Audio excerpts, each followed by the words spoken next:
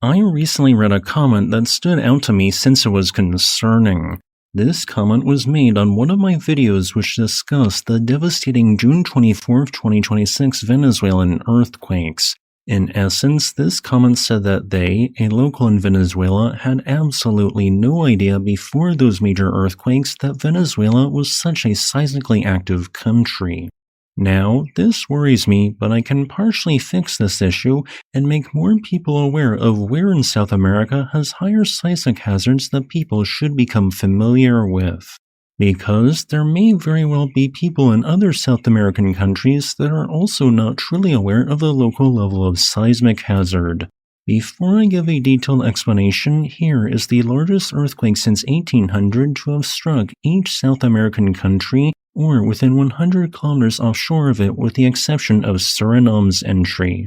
I want to note that the strongest MMI label is not the strongest MMI shaking that country or region has ever experienced, but rather the strongest it experienced specifically only from the labeled earthquake. And here's the U.S. Geological Survey hazard map of South America as a whole. However, just because an area is shaded in the lowest color tier in this chart, white, does not mean that a damaging earthquake cannot theoretically occur in that spot. It just happens to be deemed less likely there than other differently colored parts of South America. The most seismically active areas in South America generally occur at or near the boundaries of two or more tectonic plates, so it's helpful to know where the 8 local tectonic plates are and where they specifically collide with each other. This is because stress is most applied at tectonic plate boundaries. However, not all plate boundaries are treated equally in terms of seismic hazard. The most potentially dangerous type is shaded in blue, marking a convergent boundary where two tectonic plates are directly colliding with each other, which not always does, but can sometimes produce megathrust earthquakes and tsunamis. Regions that fall under transform faults shaded red, where two tectonic plates are sliding primarily horizontally against each other, or other, shaded white, can also be potentially dangerous, as seen by June 26's twin magnitude 7 range Venezuelan earthquakes.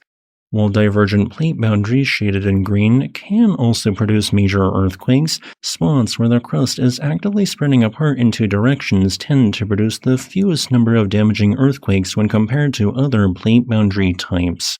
These regional tectonic plates are the Panama Microplate, the North Andes Plate, the South American Plate, the Caribbean Plate, the Nazca Plate, the Cocos Plate, the Antarctic Plate, and the Scotia Plate.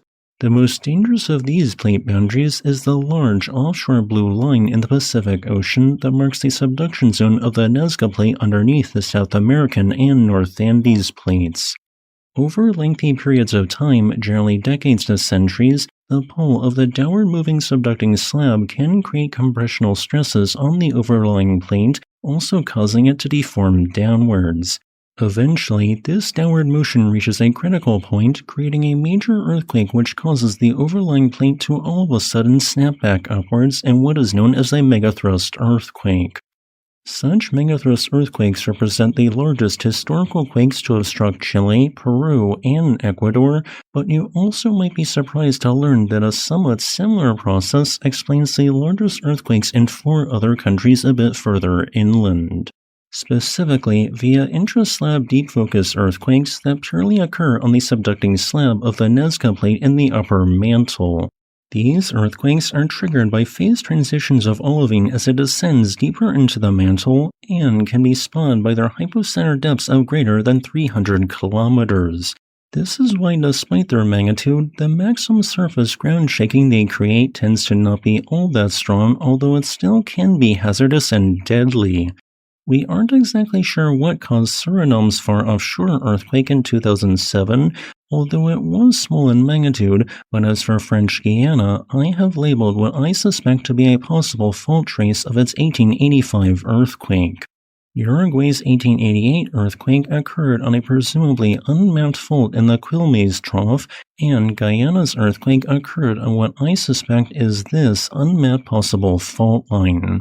Venezuela's 1812 earthquake occurred on segments of the Bacono Fault and San Sebastian faults, Well, Argentina's largest earthquake occurred on one of the many faults that comprise the large strike slip El Tigre Fault zone. I have also highlighted on the aforementioned hazard map multiple areas of heightened hazard surrounded by areas of lower hazard, explaining why each of these selected areas is noted.